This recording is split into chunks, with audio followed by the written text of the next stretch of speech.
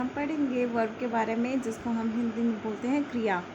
हमने ये बचपन में ज़रूर पढ़ा था कि काम जो है हमारे पास, जैसे कि हम बोलते थे जैसे कि वॉक वॉक वॉकड, ठीक है, और गो वेंट गोन होता है। तो हमने बचपन में बहुत सारी वर्ब्स हमने पढ़ी हैं, लेकिन इनकी जो फॉर्म्स हैं वो ऐसे क्यों होती हैं?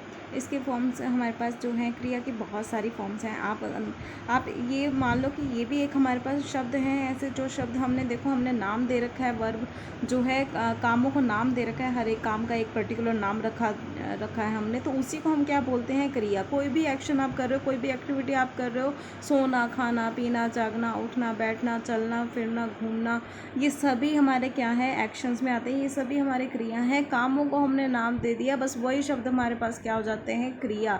इनका जो रोल है बहुत ज़्यादा इम्पॉर्टेंट है किसी भी सेंटेंस की फॉर्मेशन में, क्योंकि हम बहुत सारे काम करते हैं तो हम उनके बारे में बताते हैं किसी को भी, तो हमें इनकी रिक्वायरमेंट, इन शब्दों की रिक्वायरमेंट होती है।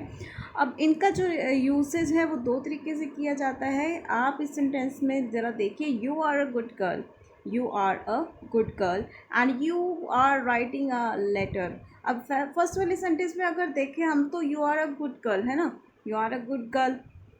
क्या यहाँ पे कोई काम हो रहा है? हमने तो बात की कि वर्ब हमारे पास वो होते हैं जो क्रिया को दर्शाता है ना, जो काम को बताता है। लेकिन यहाँ पर क्या कोई एक्शन हो रहा है? बिल्कुल भी नहीं हो रहा। लेकिन यहाँ पे वर्ब यूज़ हो रही है, हाँ हो रही है। यहाँ पर ये हमारे पास आर जो है वो क्या है? हेल्पिंग वर्ब हमने इस्तेमाल कर रखी है, वो क्रिया जो कि हमें रिक्वायर्ड होती है, जो कि हमारे टेंस को बताती है, ठीक है। और अगर मैं यहाँ पे बात करूँ सेकंड वाले सेंटेंस की, you are writing a letter, तो इस वाले सेंटेंस में अगर हम देखें तो यहाँ पर टेंस के बारे में भी बात हो रही है और इवन एक्शन भी हो रहा है। यहाँ पर काम हो रहा है। एक्चुअल में कौन सा काम हो रहा है यहाँ पर? लिखने का, वो भी पत्र लिखने का काम हो रहा है, लिखने का काम हो रहा है। तो ये लिखने जो है वो मेरे पास क्या है? वर्ब है। ये मेरे पास जो है वो वर्ब है। ये मेरे पास कौन सी है? ये मेन वर्ब है। ये मेरे पास मेन वर्ब में, मतलब एक्चुअल काम जो हो रहा है वो मेरे पास क्या है?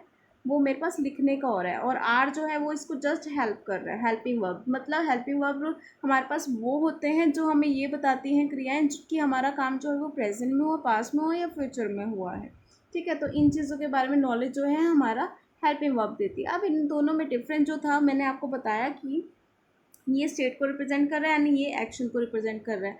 अब इसमें एक और चीज़ देखने वाली है कि स्टेट को रिप्रेजेंट करने वाली जो क्रिया हमारी यूज़ हो रही है, वर्ब यूज़ हो रही है, वो हमारे पास तब जब हम हेल्पिंग वर्ब यूज़ कर रहे हैं, तो उसके बाद कोई भी मेन वर्ब जो है हमारे पास क्या आई? कोई क्या अगर हमारे पास हेल्पिंग वर्ब के बाद मेन वर्ब नहीं यूज़ हो रही, तो वो एक स्टेट को रिप्रेजेंट करती है। देखिए यहाँ पे सिर्फ हेल्पिंग वर्ब ने ही अपना काम ख़त्म करती है। ये हेल्पिंग वर्ब ने ही जो है वो पूरा का पूरा ब्यौरा दे दिया कि you are a good girl, ठीक है। उसके बाद मेन वर्ब की हमें रिक्वायरमेंट बिल्कुल भी रही नहीं।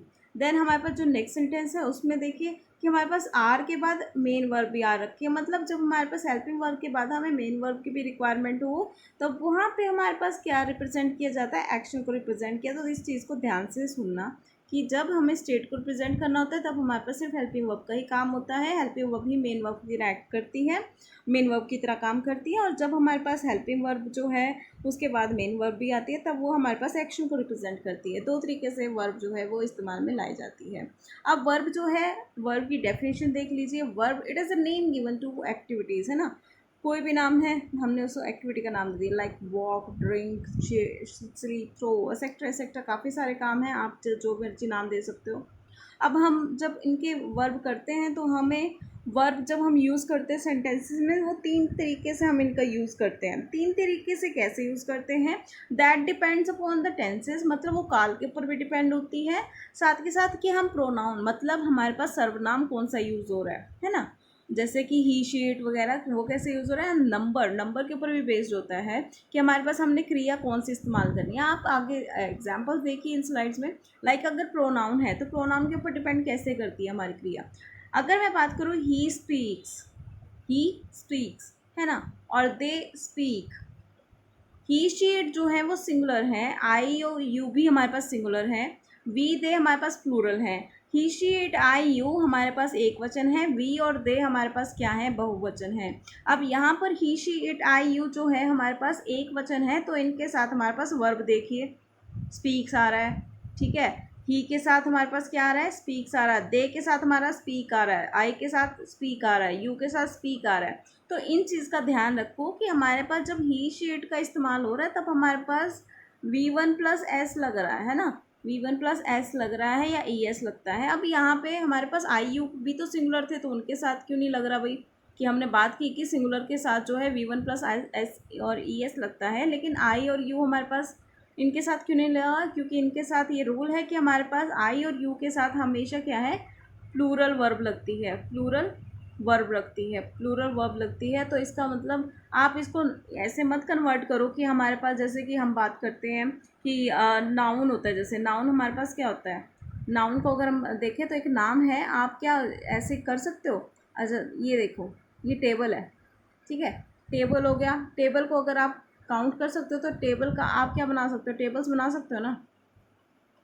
आप टेबल को एस लगा के टेबल्स बना देते हो, वो उसका प्लूरल हो जाता है, मतलब बहुवचन में हो जाता है। लेकिन जब वर्ब की बात होती है तो वर्ब में एस आपको, जब आप उसमें से एस जो है वो काट देते हो, जब आप उसमें से एस काट देते हो तब वो हमारे पास प्लूरल के साथ इस्तेमाल करने लायक हो जाता है, मतलब बहुवचन के साथ इस्तेमाल करने के लायक वो हो जाता है हमारे पास।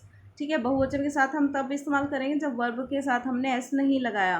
लेकिन आई और यू एक्सेप्शनल है, इनके साथ प्लूरल वर्ब ही चलती है, मतलब बहुवचन के साथ जो जो हमारे वी और दे के साथ चलनी थी वर्ब, वही हमारी आई और यू के साथ भी चलेगी। तो वर्ब जो है हमारे पास किसके ऊपर डिपेंड करती है, प्रोनाउन के ऊपर भी करती है।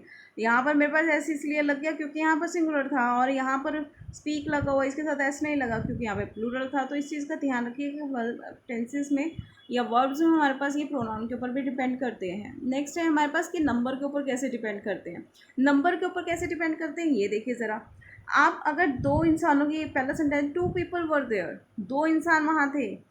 अब ये वर जो देखिए, वर इस्तेमाल में आ गया, वर किसके लिए, 2 के लिए। लेकिन अगर मैं सेकंड सेंटेंस की बात करूँ, 1 person वॉज देयर, मतलब वॉज जो है हमारे पास क्या है, वो सिंगुलर के लिए इस्तेमाल होता है ना।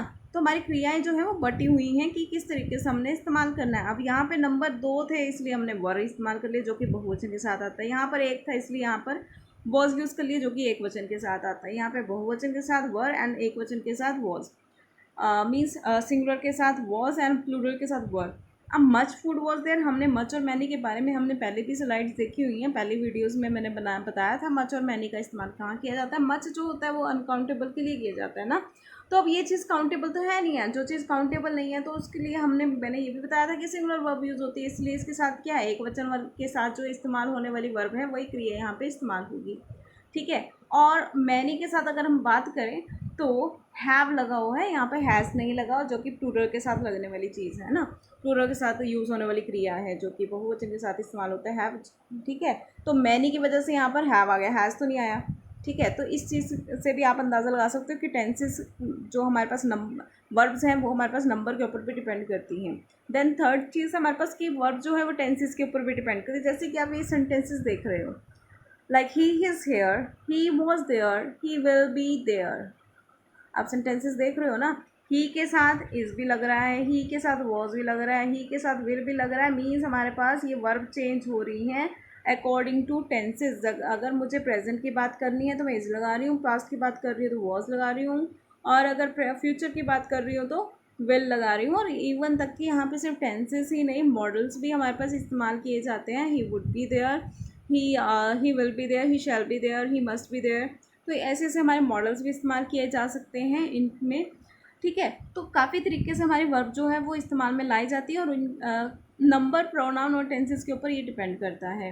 अब नेक्स्ट स्लाइड है, आप एक वर्ड देखिए ज़रा, डांसिंग। अब यहाँ से आपको बहुत चीज़ सीखने को मिलेगी, एक चीज़ नहीं, आपको यहाँ से बहुत चीज़ सीखने को मिलेगी। वो क्या, आप डांसिंग का इस्तेमाल किस किस तरीके से कर सकते हो। ये सिर्फ एक सिंगल वर्ड है लेकिन इस वर्ड को आप बहुत तरीके से इस्तेमाल करते हो। Like she is dancing, she is dancing, she has painted a dancing doll, she has painted a dancing doll, they have joined classes of dancing, they have joined the classes of dancing।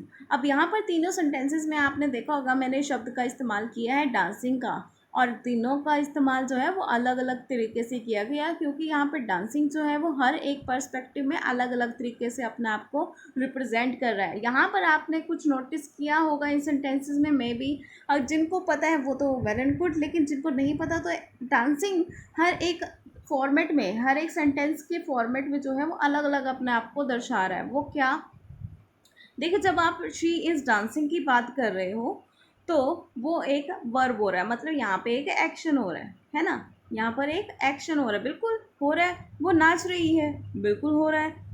और यहाँ पर जो काम हो रहा है वो paint करने का हो रहा है, लेकिन एक्चुअल चीज़ क्या है यहाँ पे, क्या डांसिंग वर्ब है? बिल्कुल नहीं है। डांसिंग एक एडजेक्टिव बन गया अब यहाँ पे। क्यों बन गया? देखिए अगर मैं यहाँ पे डांसिंग को हटा दूँ, क्या फ़र्क पड़ रहा है? क्या कोई फ़र्क पड़ रहा है? She has painted a doll, बिल्कुल काम तो हो रहा है इसमें, उसने काम किया है, क्या किया है? पेंट करने का किया डॉल को। लेकिन यहाँ पे वर्ब जो है वो हमारे पास डांसिंग तो यूज़ नहीं हो रहा ना, वर्ड जो हमारे पास डांसिंग है वो एज अ वर्ब यूज़ नहीं हो रहा। तो यहाँ पर डांसिंग क्या चीज़ है? डांसिंग यहाँ पर क्या है? विशेषता बता रहा है, बिल्कुल। वो पेंट तो कर रही है, लेकिन कैसे डॉल को पेंट कर रही है? वो डांसिंग डॉल को पेंट कर रही है। और डांसिंग डॉल क्या है? डांसिंग जो है वर्ड वो डॉल की विशेषता बता रहा है, मतलब विशेषण, जो कि हमारा विशेषण किसे बोलते हैं? जो संज्ञा या सर्वनाम की विशेषता बताया उसे विशेषण बोलते हैं। तो हमारा एडजेक्टिव वही होता है जो नाउन और प्रोनाउंस की के बारे में और ज़्यादा डिटेल्स दे। देन हमारे पास they have joined classes of dancing. अब यहाँ पर डांसिंग जो है वो अलग से एक क्लास का नाम रख दिया गया है, मतलब एक नाउन की तरह, है ना, एक नाउन की तरह रख दिया गया है, एक क्लास का नाम है ये। अब वो नहीं रहा कि यहाँ पे एडजेक्टिव है, ये कोई एडजेक्टिव भी नहीं है, ये किसी को क्वालिफाई नहीं कर रहा, ये किसी की विशेषता नहीं बता रहा, ये अपने आप में ही काम जो हो रहा है वो ज्वाइन करने का हो रहा है। लेकिन क्लासेस किसकी है? वो डांसिंग की है। तो एक नाउन की तरह कर रहा है। जब नाउन की तरह, जब हमारे पास देखिए नाउन की तरह इस्तेमाल हो तो उसको हम क्या बोलते हैं? जेरेंट बोलते हैं। तो इस चीज़ को ध्यान में रखिएगा। हमारे पास, हम आगे आगे पढ़ेंगे हमारे पास वर्ब जो है वो कितने तरीके से इस्तेमाल की जा रही है। ये जस्ट अभी बेसिक था कि किस किस तरीके से हमारे पास ये इस्तेमाल में लाया जा रहा है वर्ब। अगर आप इस चीज़ को जानना चाहते हैं तो आपको नेक्स्ट वीडियो के लिए आपको वेट करना पड़ेगा, ठीक है। तो नेक्स्ट वीडियो में नेक्स्ट टॉपिक इससे कंटिन्यूशन में ये कवर हो जाएगा, ठीक है। Okay, thank you.